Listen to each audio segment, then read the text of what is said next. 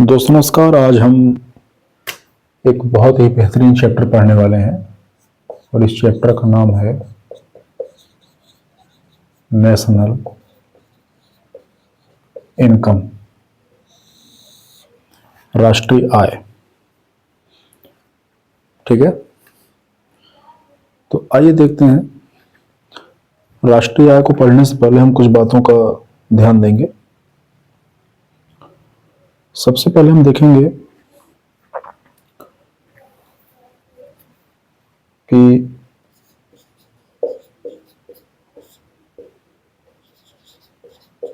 संसाधन ये क्या है और संसाधन कितने प्रकार का होता है। इसके बाद हम देखेंगे कि अर्थव्यवस्था में उत्पादन ये किन चीज़ों का होता है, और फाइनली हम आएंगे कि राष्ट्रीय आय पर। ठीक है, तो आइए हम सबसे पहले देखते हैं संसाधन। तो देखिए, जो कुछ भी हमारे लिए आर्थिक दृष्टि से यूजफुल हो, उपयोगी हो, महत्वपूर्ण हो, या सिर्फ आर्थिक दृष्टि से ही नहीं, जो कुछ भी चीज हमारे लिए हमारे जीवन स्तर को बेहतर करने के लिए उपयोगी हो सकता है, वो सारी चीज क्या है? हमारे लिए संसाधन है। जैसे मकान, ये भी हमारे लिए संसाधन है। पैसा, ये भी हमारे लिए संसाधन है। हमारी अपनी बुद्धि, ये भी क्या है? संसाधन है। तो अब बात आती है कि ये संसाधन जो हैं ये कितने प्रकार के हो सकते हैं। तो देखो, एक को हम कहते हैं प्राकृतिक संसाधन। वह संसाधन जो हमें प्राकृतिक रूप से प्राप्त है, जैसे भूमि संसाधन है। भूमि को हमने तो बनाया नहीं है, ये हमें मिला है। वन, हवा, जल, तो ये सब क्या है? ये प्राकृतिक संसाधन है। खनिज, ये भी क्या है? प्राकृतिक संसाधन है। कुछ ऐसे संसाधन हैं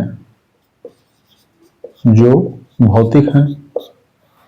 तो भौतिक संसाधन इन द सेंस कि ऐसे संसाधन जिसे मानव ने बनाया है। जैसे किताबें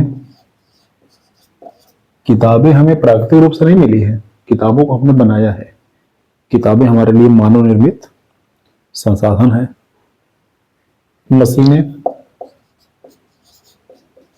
मशीनें भी क्या है? ये मानव निर्मित संसाधन है। हाँ, प्राकृतिक रूप से प्राप्त चीजों का प्रयोग करके हमने इन्हें बनाया है, ये सही बात है। लेकिन हमें वृक्ष मिला है, हमें पेड़ मिला है, हमने पेड़ों से कागज बनाया है, हमने कागज से किताब बनाया है, लेकिन हमें प्राकृतिक रूप से किताब नहीं मिला था। तो ये मनुष्य ने प्राकृतिक संसाधनों का प्रयोग करके इसे बनाया है।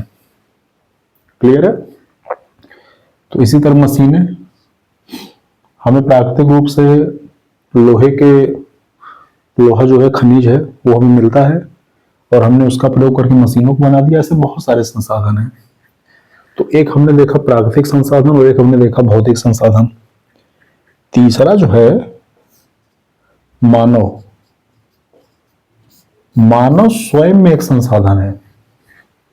मानव स्वयं में एक संसाधन है। कैसे? मानव की जो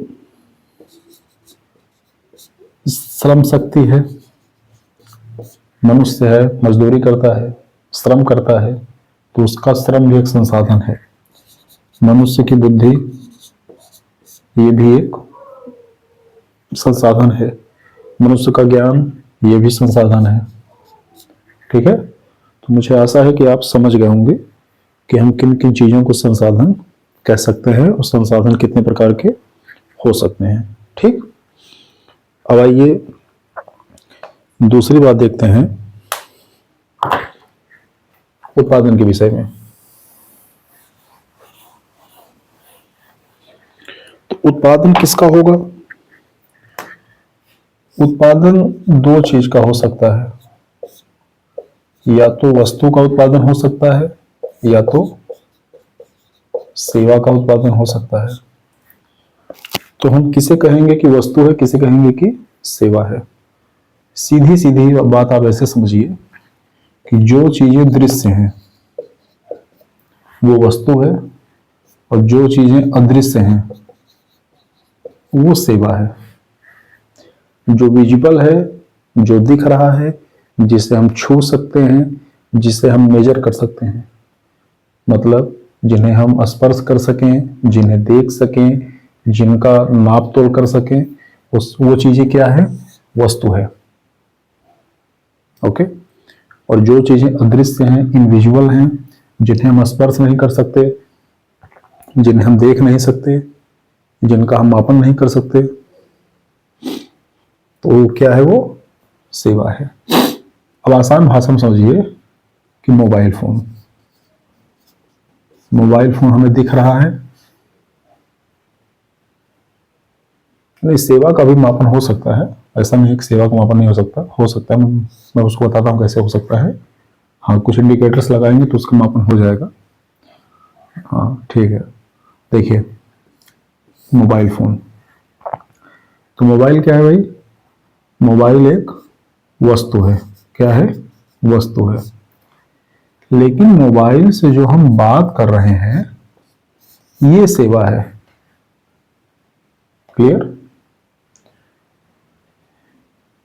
अध्यापक का जो कार्य है वो सेवा है, क्योंकि आप अध्यापक को तो देख सकते हैं, आप उसके चौक को देख सकते हैं, आप उसके डस्टर को देख सकते हैं, आप उसके ब्लैक बोर्ड को देख सकते हैं, लेकिन जो अध्यापन कार्य है वो आप नहीं देख सकते, तो वो सेवा है। आप डॉक्टर के इंस्ट्रूमेंट्स को तो देख सकते हैं, लेकिन वह जो अपने कर्तव्य का निर्वहन कर रहा है आप उसे नहीं देख सकते। तो डॉक्टर का कार्य क्या है? बेसिकली वो सेवा है। ठीक है। तो उत्पादन किन चीजों का होगा? वस्तु का होगा, सेवा का होगा। हाँ ये ठीक है कि वस्तुओं का भी हम जो मेजरमेंट कर सकते हैं, हम सेवा का भी मेजरमेंट कर सकते हैं। मोबाइल का उदाहरण ले लें तो आपने सुना होगा टॉक टाइम। 100 रुपए का रिचार्ज कराया, 88 रुपए का टॉक टाइम मिला। आपने कुछ सेवा का प्रयोग किया, ये बैलेंस घट के हो गया 78 रुपए। आपने कुछ और सेवा का प्रयोग किया, ये घट के हो गया 65 रुपए। तो ये क्या है? ये सेवा का मेजरमेंट ही तो है। आप सेवा का मापन ही तो कर रहे हैं। आपने इतनी मात्रा की सेवा का प्रयोग कर लिया, आपने इतनी मात्रा का सेवा का प्रयोग कर लिया, तो आप सेवा को भी मेजर कर सकते हैं, उसका भी मापन कर सकते हैं। ठीक है। चलिए आइए देखते हैं। अब उत्पादन का मौद्रिक मापन, आइए देखते हैं।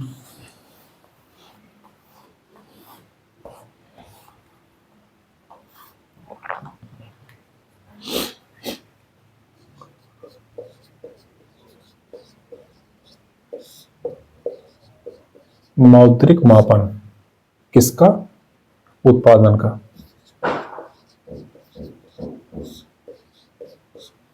देखिए हम मौद्रिक मापन की बात क्यों कर रहे हैं, इसको भी हम जब डिटेल्स में आपको बताएंगे तो आप इसको अच्छे से समझेंगे, लेकिन फिलहाल आप ये समझिए कि देखिए हम राष्ट्रीय आय की बात कर रहे हैं, तो राष्ट्रीय आय की जब बात करेंगे तो ये क्या है? एक निश्चित वित्तीय वर्ष में कुल वस्तुओं व सेवाओं का मौद्रिक मूल्य। ये भाई ये क्या समस्या है? देखो मौद्रिक मूल्य क्या समस्या है? वस्तुओं व सेवाओं का मौद्रिक मूल्य कुल वस्तुओं और कुल सेवाओं का मौद्रिक मूल्य। आओ देख तो समझो भाई क्या है ये। एक किसान है,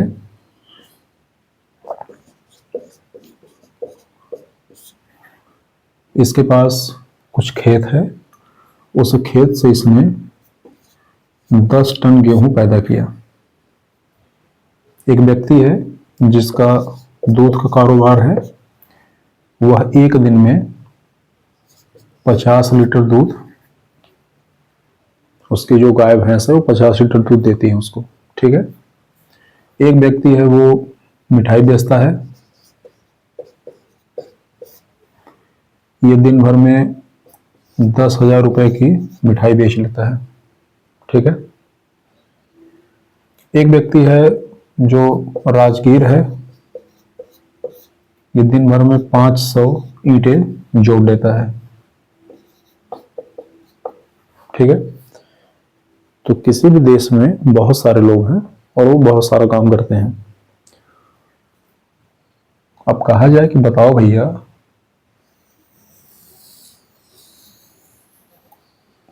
कितना काम हुआ, तो अपना जरा इनकम बताओ। तो ये बोलेगा हमारा इनकम एक साल में 10 टन है, ये बोलेगा हमारा इनकम एक दिन में 50 लीटर दूध है, ये बोलेगा मेरा इनकम 10,000 रुपए की मिठाई है, और ये बोलेगा मेरा इनकम 500 ईंटें में जोड़ लेता हूँ। बोलेंगे ये कोई बात थोड़ी होती है, असली बात बताओ क्या है। तो इसने जो 10 टन गेहूं पैदा किया, इस 10 टन गेहूं की कीमत बताओ रुपया में, रुपया, ठीक है।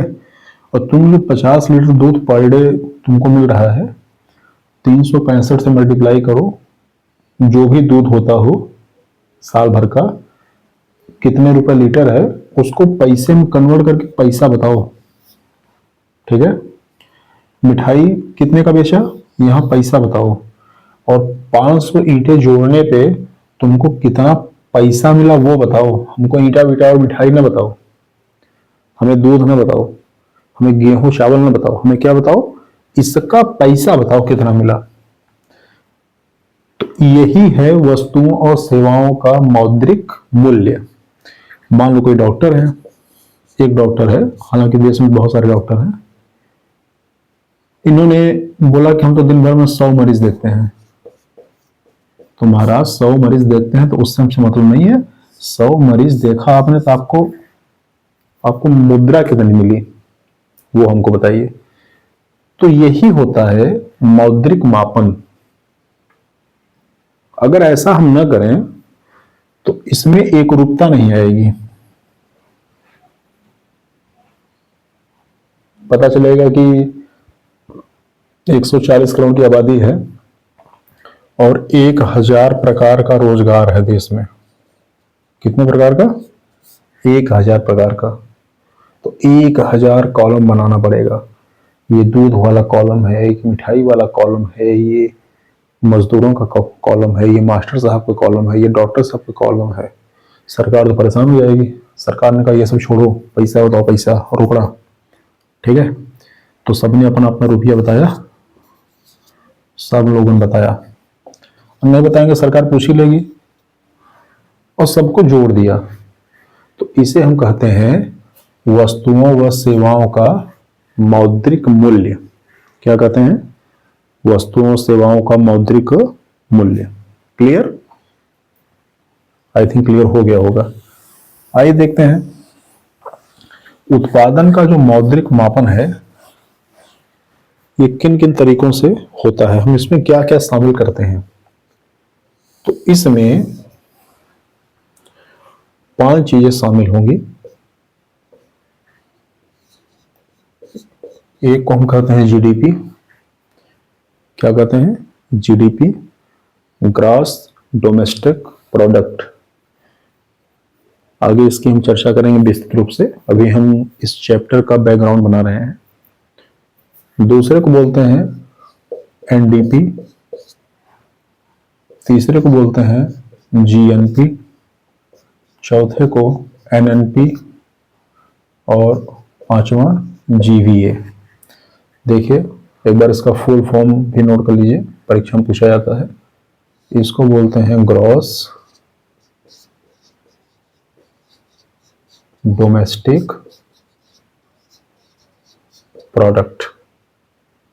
ये होता है नेट डोमेस्टिक प्रोडक्ट। ठीक है, ये होता है ग्रॉस नेशनल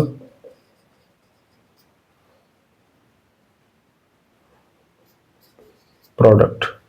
ये होता है नेट नेशनल प्रोडक्ट। ठीक है, ये सारी जो चीजें हैं इसे हम कहते हैं राष्ट्रीय आय का लेखांकन। इन सबको हम क्या बोलते हैं? इसे हम बोलते हैं राष्ट्रीय आय का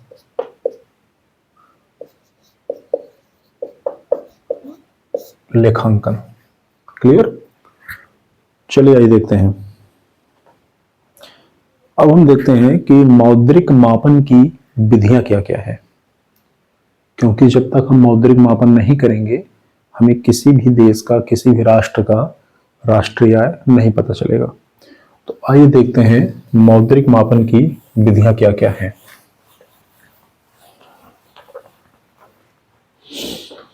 तो लिखेंगे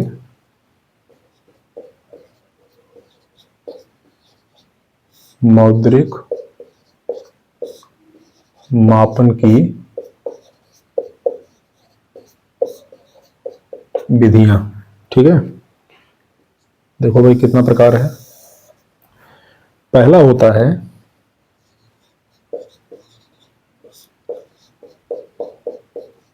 कारक लागत पर। कितने पर? कारक लागत पर। दूसरा होता है बाजार मूल्य पर। ठीक है, तीसरा होता है निश्चित मूल्य पर, और अगला होता है वर्तमान मूल्य पर।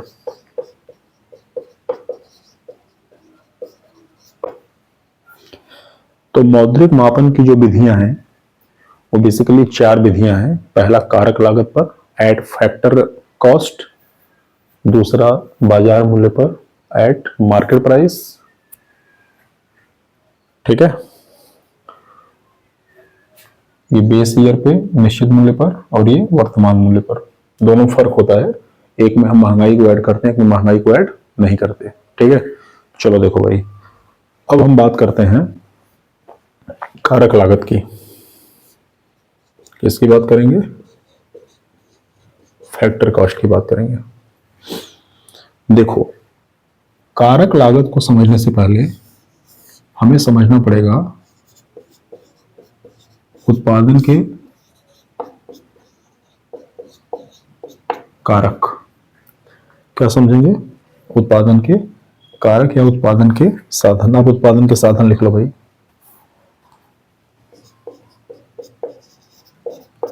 देखो, उत्पादन करने के लिए हमें किन चीजों की आवश्यकता पड़ेगी, वो हमें क्या मिनिमम रिक्वायरमेंट है, कम से कम हमें क्या चाहिए कि हम किसी चीज का उत्पादन कर सकते हैं। तो देखो भाई क्या चाहिए। पहला हमें चाहिए भूमि। क्या चाहिए? भूमि। फिर क्या चाहिए? पूंजी।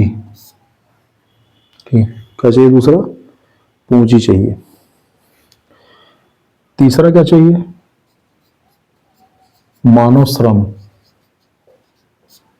ठीक, और अगला क्या होगा भाई? संगठन। संगठन या उद्यमी। को एक उदाहरण से समझो। आप एक दुकान खोलना चाहते हैं, और किस चीज की दुकान खोलेंगे? फोटोकॉपी दुकान खोलो भाई, सबसे आसान इसमें वही है। तो आपने फोटो स्टेट की दुकान खोल ली। तो खोलना चाहते हैं, खोली नहीं है, अभी खुलवाते हैं दुकान। कैसे खोलेंगे? तो आपको क्या चाहिए?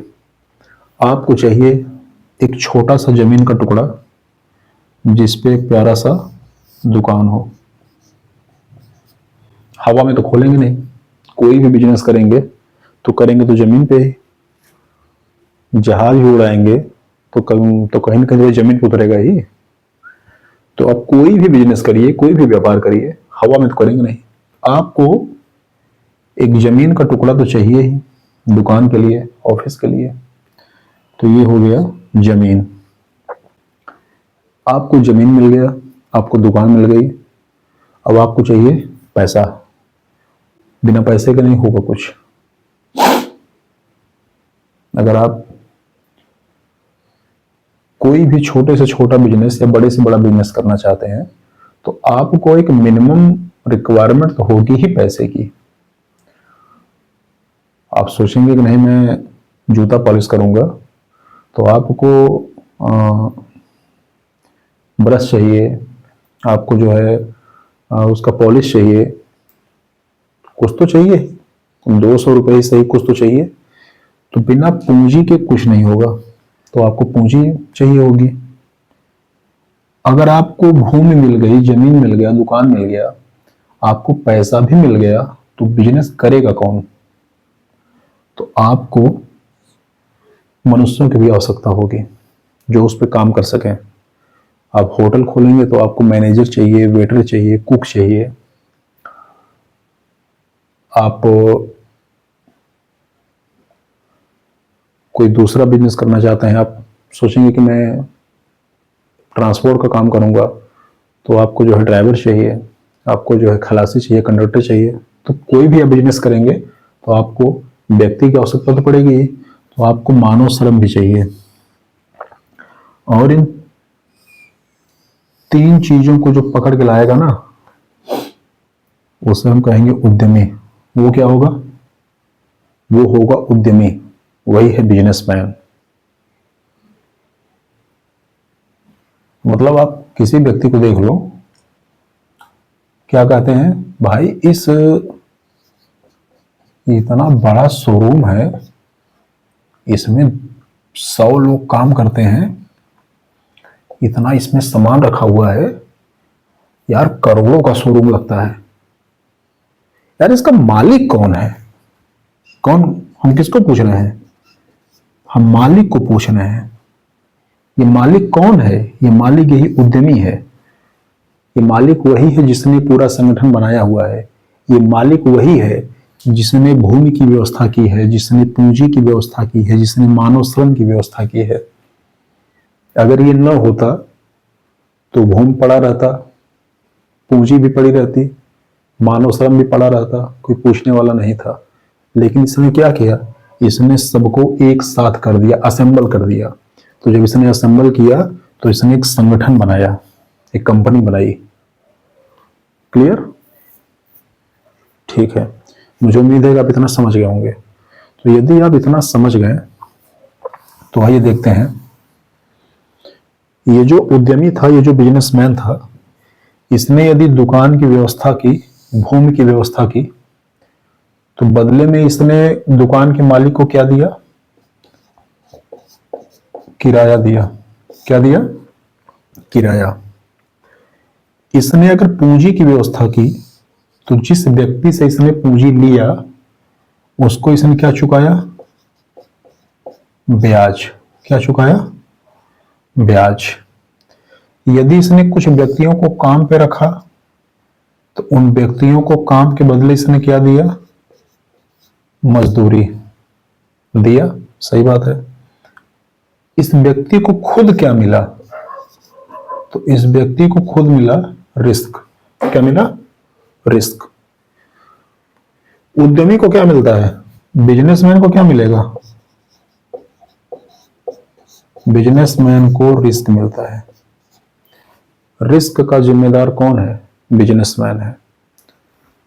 अब आप कहेंगे फायदा भी तो यही पाएगा। हाँ तो सही है, फायदा पाएगा तो घाटा भी तो यही पाएगा। उद्यमी को बिजनेस में या तो लाभ होगा या तो हानि होगी। और यही जो लाभ होगा कि हानि होगा, ये जो संशय है, कंफर्म तो है नहीं क्या होगा। लाभ हो भी सकता है, नहीं भी हो सकता है। बिजनेस शुरू करने से पहले कैसे पता था कि लाभ होगा कि हानि होगी? तो यही जो संशय है ना, इसी संशय वाली स्थिति को रिस्क कहा जाता है। ये रिस्क उस व्यक्ति का नहीं है जिसने भूमि आपको दिया है, ये रिस्क उस व्यक्ति का नहीं है जिसने आपको पैसा दिया है, यह रिस्क उन व्यक्तियों का भी नहीं है जो आप यहां काम कर रहे हैं। यह रिस्क किसका है? यह रिस्क शुद्ध रूप से इस बिजनेसमैन का है। क्यों बिजनेसमैन का है?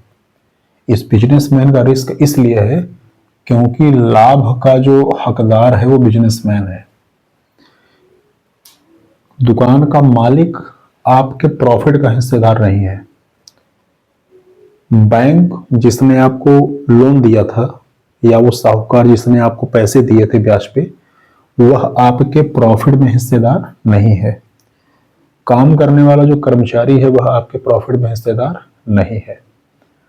तो ये दुकान का मालिक किस चीज का जिम्मेदार है? ये केवल किराया पाएगा। बैंक या साहूकार क्या पाएंगे? ये केवल ब्याज पाएंगे। और काम करने वाला जो व्यक्ति वो क्या पाएगा? अपनी मजदूरी पाएगा, अपना वेतन पाएगा। ऐसे समझो इसको कि दुकान का किराया तय हो गया 10,000 रुपए महीना। कितना हो गया? 10,000 रुपए महीना। और पहले महीने बिजनेस में घाटा हो गया, तो ये दुकान का मालिक क्या बोलेगा? भैया आपका बिजनेस चले या ना चले, हमको तो 10,000 चाहिए, क्योंकि हमारी आपकी पहले से बात हुई थी। यही कहेगा। बैंक ने कहा कि हम आपको 7% के दर से लोन देंगे, आपका बिजनेस डूब गया। बैंक वाले क्या बोलेंगे? हमारी तो आपसे पहले से बात हुई थी, हमको 7% चाहिए ही चाहिए, मूलधन भी चाहिए और 7% ब्याज भी चाहिए। वही स्थिति इस व्यक्ति के साथ भी है। भैया आपने काम पे रखने से पहले हमको कहा था कि हम आपको 8,000 रुपये महीना देंगे, तो काम तो हम कर ही रहे हैं, अब आपका धंधा न चले तो हम क्या करें, हमको आप 8,000 रुपये महीना दीजिए। क्योंकि ये सारी बातें पहले से तय है। तो यदि ये सारी बातें पहले से तय है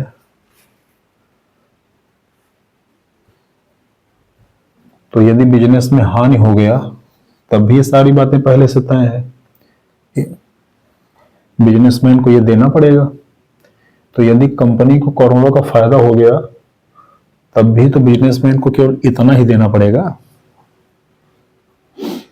जो व्यक्ति आपके नुकसान में साझेदार नहीं है वह आपके लाभ में साझेदार नहीं हो सकता। हमारी बात समझ में?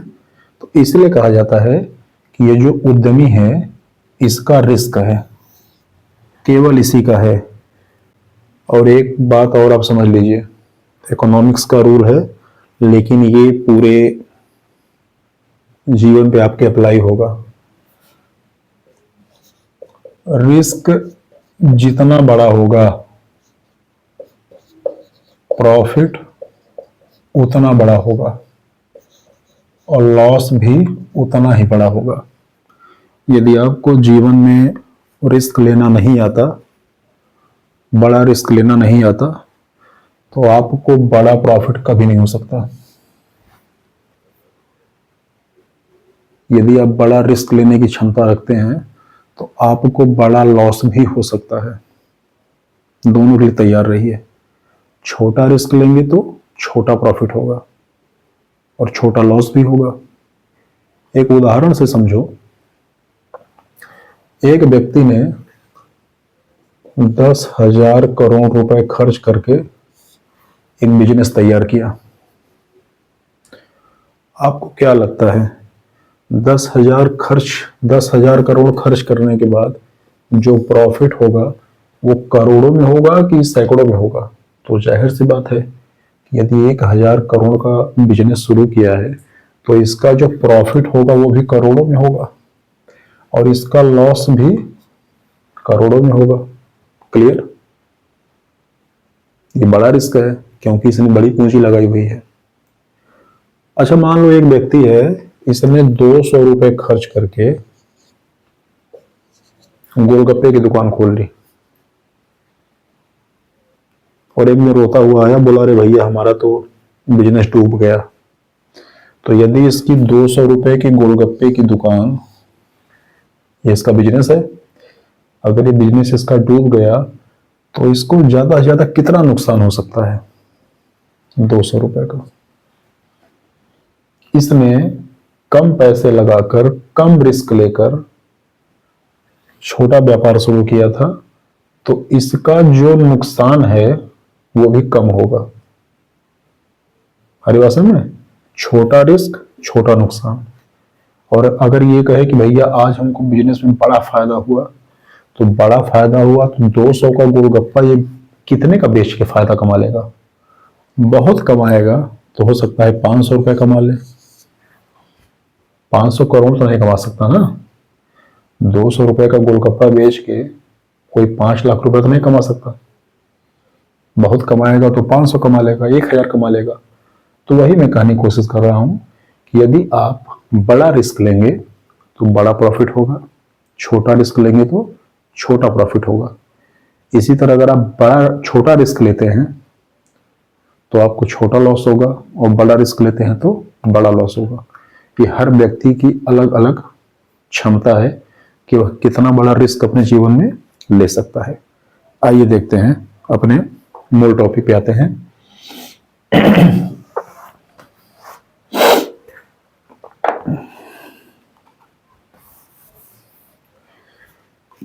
अब हमने यहां पे जो दुकान खुलवाया था,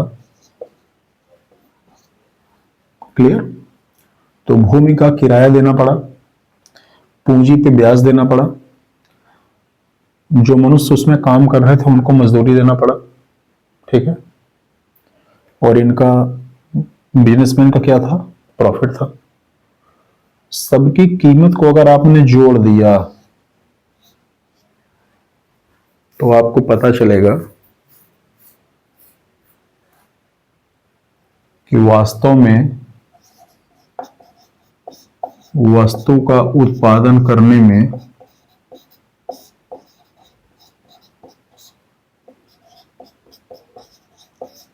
कितनी लागत आई। क्या आई? कितनी लागत आई। वस्तु का उत्पादन करने में कितनी लागत आई। यही जो वस्तु का उत्पादन करने में जो लागत हमें मिल रही है, यही है कारक लागत पे मौद्रिक मापन की विधि जो हम पढ़ रहे थे, यही है।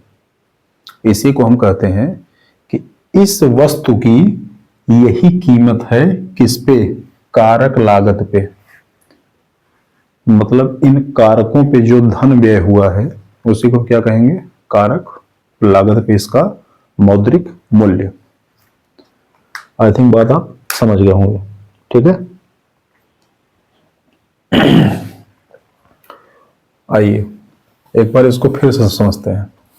अगर एक बार आपने इसको समझ लिया तो चीजें आगे समझने में आसान हो जाएंगी। देखो,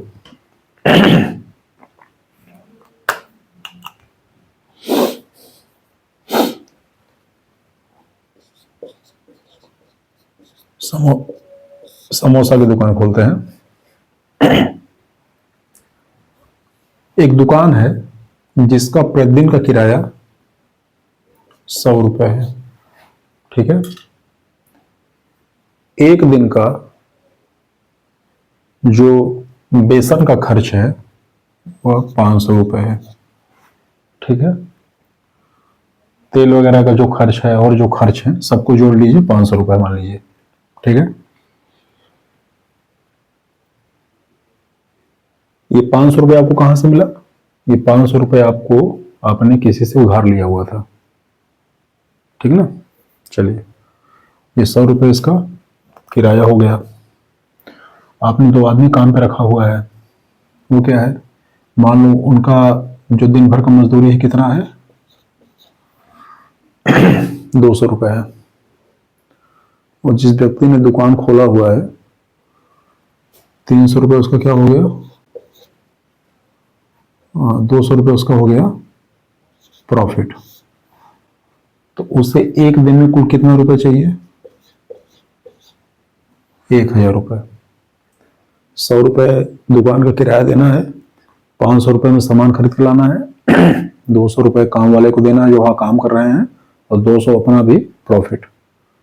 उसे एक दिन में 1000 रुपये चाहिए, और 1000 रुपये खर्च करके उसने कितना बनाया? उसने 200 पीस समोसा तैयार किया। कितना तैयार किया? 200 पीस। तो यह जो 200 पीस समोसा तैयार हुआ है, कितने तैयार हुआ है? 1000 रुपये में। कितना है? 1000 रुपये में। यही जो 1000 रुपया है, यही इसका वास्तविक मूल्य है। क्या है? वास्तविक मूल्य है। और यही जो मूल्य है, यही क्या है? कारक लागत। कारक लागत मतलब 1000 रुपये खर्च करके 200 पीस जो इसमें समोसा तैयार किया हुआ है, यही इसका कारक लागत है। आई थिंक अब इसको आप समझ गए होंगे। ठीक,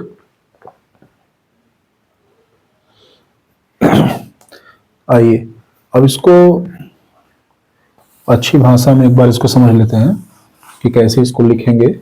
तो लिख लीजिए,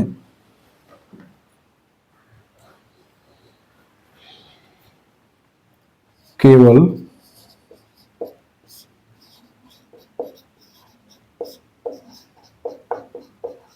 कारक लागत या केवल लागत लिखते हैं, केवल लागत जोड़ने पर जो कीमत प्राप्त होती है, उसे हम वस्तु की कारक लागत पर कीमत कहते हैं। क्लियर? और ये क्या है? यही वस्तु का वास्तविक मूल्य है। ठीक है? क्लियर? अब देखो, हो सकता है कि यहां से प्रश्न न पूछे, क्योंकि ये तो सबको पता है। प्रश्न आपसे क्या पूछेगा? प्रश्न आपसे पूछेगा, भैया कारक लागत में जीएसटी शामिल है कि नहीं? तो ध्यान दीजिएगा, कारक लागत में जीएसटी शामिल नहीं है। जीएसटी तो नया नया आया है। आप ये भी कह सकते हैं कि कारक लागत में कोई भी कर शामिल नहीं है। अभी इस पर कर नहीं लगा है। अभी जब आप समोसा खाने जाएंगे 5 स्टार होटल में, और वो जब आपसे 18% टैक्स लगाएगा, तो उसके बाद जो कीमत होगी तब उसको आप बताएंगे अलग से कि वो क्या है। ठीक है?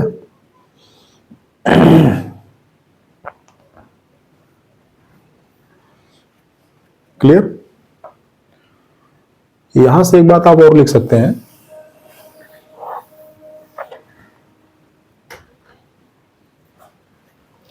यह किसकी बात कर रहे हैं? अभी हम कारक लागत की बात कर रहे हैं। यह वह मूल्य नहीं है, यह वह मूल्य नहीं है जिस पर वस्तु बाजार में विक्रय हेतु उपलब्ध रहती है। वाह, कितनी अच्छी बात कहा है। केवल कारक लागत जोड़ने पर जो कीमत प्राप्त होती है, उसे हम वस्तु की कारक लागत पर कीमत कहते हैं। यह वस्तु का वास्तविक मूल्य होता है। इसमें किसी प्रकार का कर शामिल नहीं होता, मतलब जीएसटी शामिल नहीं होता। इंपॉर्टेंट बात, यह वह मूल्य नहीं है जिस पर वस्तु बाजार में विक्रय हेतु उपलब्ध रहती है। आइए समझते हैं। बाजार में विक्रय हेतु उपलब्ध, उसे हम कहते हैं एमपी, मार्केट प्राइस। क्या बोलते हैं? Market price. तो एक फॉर्मूला होता है, उसको लिख लीजिए।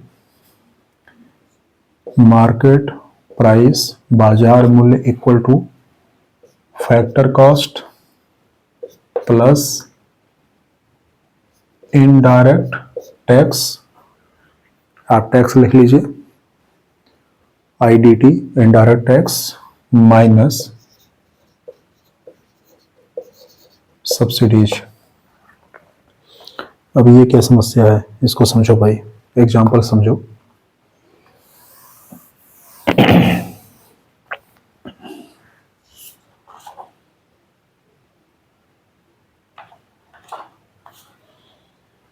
देखिए,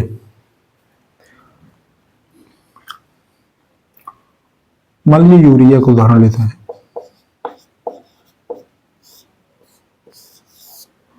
यूरिया बनाने में सरकार को कितना खर्च करना पड़ा? 500 रुपये। तो ये 500 रुपये क्या है?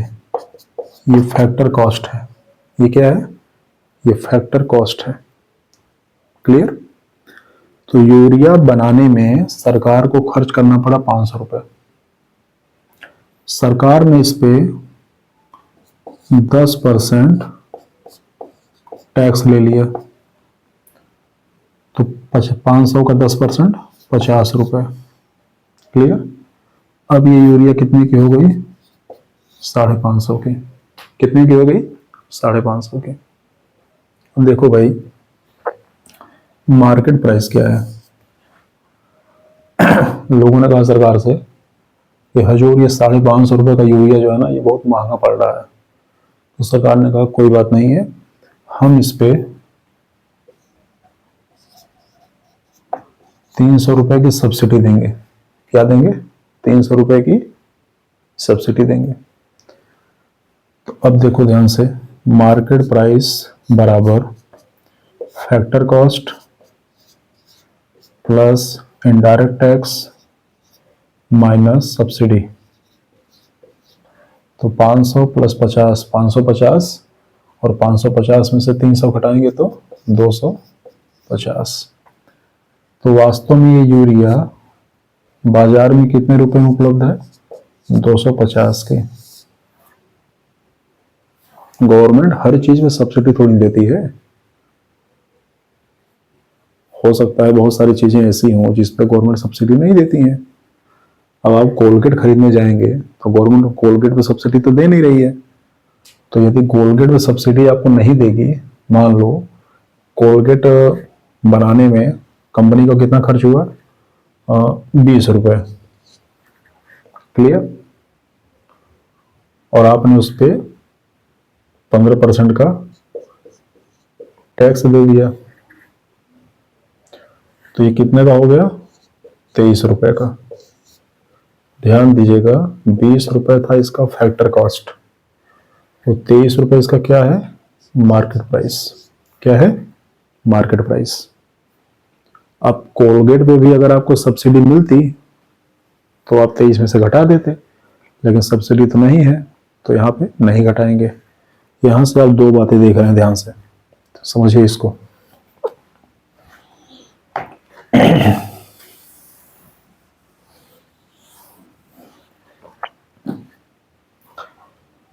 मार्केट प्राइस जो है यह फैक्टर कास्ट से ज्यादा भी हो सकता है, और मार्केट प्राइस फैक्टर कास्ट से कम भी हो सकता है। बात समझ आ रही है? बिल्कुल। तो अगर कभी परीक्षा में आपसे ये पूछ दिया जाए कि मार्केट प्राइस किसी भी स्थिति में फैक्टर कास्ट से कम नहीं हो सकता, तो ये गलत बात है। इस बात का ध्यान रखिएगा। मार्केट प्राइस फैक्टर्स कास्ट से कम भी हो सकता है और ज़्यादा भी हो सकता है। मार्केट प्राइस फैक्टर कास्ट से ज़्यादा कब होगा? तो ज़्यादा तब होगा जब जो इनडायरेक्ट टैक्स है, जो इनडायरेक्ट टैक्स है, ये जब ज़्यादा होगा सब्सिडी से, और इनडायरेक्ट टैक्स अगर सब्सिडी से कम हो गया तो मार्केट प्राइस कम हो गया। फार्मूला को एक बार फिर समझ लीजिए। Market price equal to factor cost plus indirect tax minus subsidy. तो भाई अगर सब्सिडी की वैल्यू ज़्यादा होगी तो ये ज़्यादा घटेगा, ज़्यादा घटेगा तो ये क्या होगा? देखिए ध्यान से आप,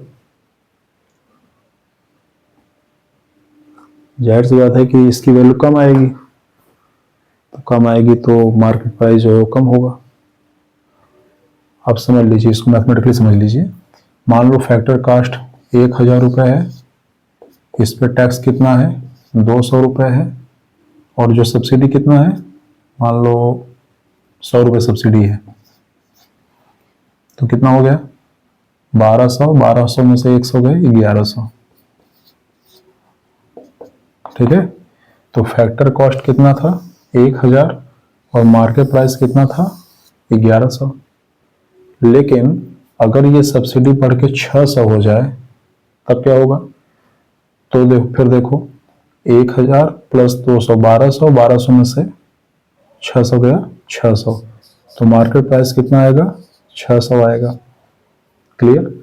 मतलब अगर आप सब्सिडी को बढ़ा दोगे तो मार्केट प्राइस कम हो जाएगा। ठीक है ना?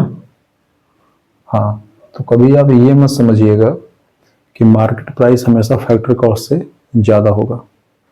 आप ऐसे समझिए, जैसे आप देखते हैं ईडीएस सिस्टम, आपने देखा है? देखा है ना? तो सरकार गेहूं जो खरीदती है, तो कितना महंगा गेहूं खरीदती है? 23 रुपए किलो। सरकार ने कितने का गेहूं खरीदा? 23 रुपए किलो, 24 रुपए किलो। और कितने का देती है जो सरकारी दुकानों पर? 1 रुपए किलो। गवर्नमेंट को फायदा हो रहा है क्या? गवर्नमेंट का बिल्कुल फायदा नहीं है। गवर्नमेंट 23 रुपए किलो का गेहूं खरीद के 1 रुपए किलो बेच रही है, तो कायदे से तो इसका जो कॉस्ट प्राइस है वो 23 रुपए है, और मार्केट प्राइस कितना है? 1 रुपए है। पब्लिक को जिस कीमत पे बाजार से जो प्रोडक्ट मिलेगा वही उसका मार्केट प्राइस है। तो हमें गेहूं तो मिला 1 रुपए किलो। तो अब आप ये कहिए कि नहीं नहीं, मार्केट प्राइस हमेशा कॉस्ट प्राइस से ज्यादा होगा, ये गलत बात है। यहां तो उल्टा हो गया। उल्टा इसलिए हो गया क्योंकि सरकार ने इस पे सब्सिडी दे रखी है, 22 रुपए की सब्सिडी। सरकार अगर 22 रुपए की सब्सिडी ना दे तो गरीबों को राहत कैसे मिलेगा? तो सरकार जो है सब्सिडी किस लिए देती है? सरकार सब्सिडी इसलिए देती है कि जो गरीब लोग हैं वो 23 रुपए किलो का गेहूं नहीं खरीद सकते, लेकिन खाना तो सबको है। तो जो सक्षम है वो खरीद के खाएं, जो सक्षम नहीं है सरकार अपनी तरफ से उनको सब्सिडी देगी। देसी भाषा में इसको ऐसे समझिए कि कोई व्यक्ति दुकान पे आया, बोला भैया हमको 1 पैकेट बिस्कुट दे दो। तो दुकानदार ने कहा कि बिस्किट का पैकेट 20 रुपए का है। वो बोलेगा भैया मेरे पास तो केवल 5 रुपए है, बच्चे को बहुत भूख लगी है, बिस्किट आप हमको दे दीजिए। बोला नहीं नहीं, हम नहीं देंगे। एक दूसरा आदमी खड़ा था, बिल्कुल दयालु टाइप का धर्मात्मा, वो बोला ठीक है आप इसको 20 वाला पैकेट दे दीजिए, 15 रुपए कौन देगा? मैं देता हूं। आप उससे 5 रुपए लेके उसको बिस्कुट दे दीजिए, आपके जो 15 रुपए हैं वो मैं दूंगा। यही कॉन्सेप्ट है। अब देखो, गरीबों का पेट भरना चाहिए। सरकार ने क्या कहा? सरकार ने कहा जिनके पास गेहूं है वो ला के हमारे पास बेचो। तो लोगों ने कहा हुजूर किस कीमत पे बेचें, आप तो 1 रुपए किलो जो सरकारी दुकान पे बांट देते हो। तो बोलेंगे उससे तुमसे मतलब नहीं है, तुमको तुम्हारा पूरा पैसा मिलेगा, तो हमारे यहाँ बेचो। तो लोगों ने 23 रुपए किलो के हिसाब से बेच दिया।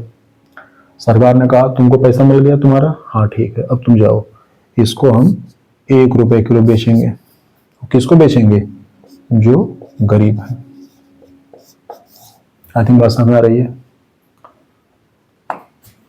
तो सरकार ने कितने की सब्सिडी दिया? 22 रुपए की। क्लियर? अभी ये बहुत शुरुआती दौर है, आपको जो है सब्सिडी का महत्व आपको बताएंगे आगे, सब्सिडी के नुकसान भी आपको बताएंगे। आप इसी तरह देखते रहिए। इस चैप्टर को हम कल कंटिन्यू करेंगे। आई थिंक काफ़ी लंबा चैप्टर है, लेकिन आप इसको अच्छे से समझिए, देखते रहिए, लाइक करिए, शेयर करिए, सब्सक्राइब करिए अगर मन करे तो। धन्यवाद।